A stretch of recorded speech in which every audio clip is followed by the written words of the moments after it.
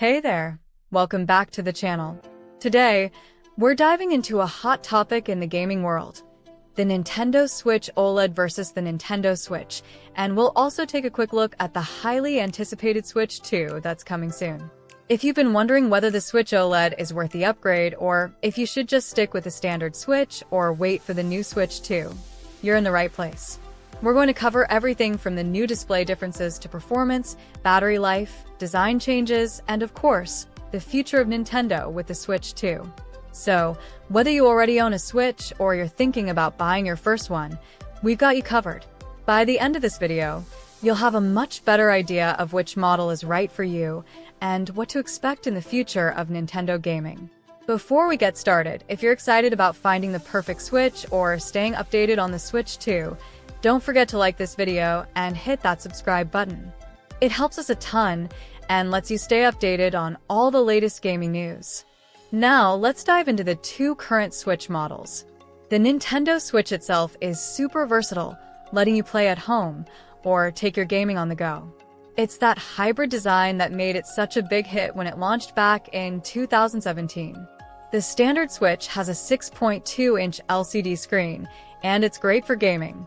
But then, in 2021, Nintendo released the Switch OLED, which takes things up a notch with a 7-inch OLED screen. And let me tell you, the difference in picture quality is huge. The colors are more vibrant, the blacks are deeper, and everything just pops. If you're someone who spends a lot of time playing in handheld mode, this is a game changer. The Switch OLED really stands out in terms of display, and it's clear that Nintendo made this one for gamers who want the best portable experience. But is it worth the extra money, or should you stick with the standard Switch? Let's find out. By the way, if you're loving this comparison so far, drop a thumbs up and smash that subscribe button for more content like this. When it comes to performance, both the Switch and the Switch OLED are nearly identical. Both consoles have the same NVIDIA Tegra X1 chip, which means that when it comes to gameplay, you're not going to see any major difference in how games run. Whether you're playing Zelda, Breath of the Wild, or Super Mario Odyssey, the performance is going to be almost the same. The Switch OLED does have a slight edge when it comes to sound. It has upgraded speakers that offer a richer, fuller sound when you're playing in handheld mode, so your games will sound a lot better without headphones. It's not a huge difference, but if you're like me and play games in handheld mode often, you'll notice the improvement. The sound quality makes everything feel more immersive, especially if you're in a quiet place, like on a plane or a train. Battery life is another area where the Switch OLED offers some noticeable improvements. The Nintendo Switch OLED can last between 4.5 to 9 hours on a full charge, which is about the same as the original Switch, but in practice, I've found that the OLED model feels a bit more efficient. The screen is bigger, but it doesn't drain the battery as quickly as I expected.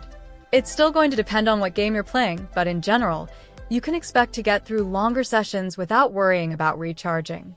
It's especially helpful if you plan to take your Switch with you on long trips, or if you're using it as your primary device for gaming while traveling.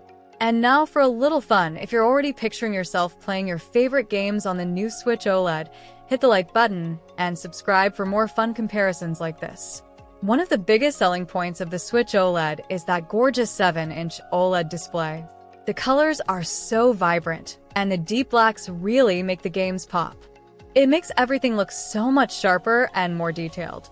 Whether you're exploring the wilds of Zelda or getting into an intense Mario Kart race, everything just looks a little bit better on the OLED screen. The extra screen size, combined with those better colors, gives the console a more premium feel. It's a great upgrade for anyone who spends a lot of time playing in handheld mode. That said, there are still some things that the Switch OLED doesn't fix. One of the biggest issues with the Nintendo Switch, both the original and the OLED, is the Joy-Con drift. This issue happens when the Joy-Con controllers start to register movement on their own, even when you're not touching them. It's a frustrating problem that can affect your gameplay experience, especially if you play games that require precision, like Super Smash Bros. Ultimate or Mario Kart 8 Deluxe. While Nintendo has worked on fixing this problem in newer units, it's still something to keep in mind. If you do experience Joy-Con drift, You might need to send your Joy-Cons in for repairs, or replace them altogether. Now, let's talk about the Switch 2. If you're thinking of skipping the OLED version and waiting for the Switch 2, you're not alone. There's a lot of buzz around the Switch 2 and what it might bring to the table. Leaks and rumors suggest that the Switch 2 will be more powerful than the current models, with 4K output when docked and even better graphics. Imagine playing Breath of the Wild 2 or a brand new Super Mario game with next-gen graphics that rival the PlayStation 5 or Xbox Series X. The Switch 2 is rumored to have a stronger processor, which would allow for more demanding games, better performance, and improved visuals. It could truly be the next leap forward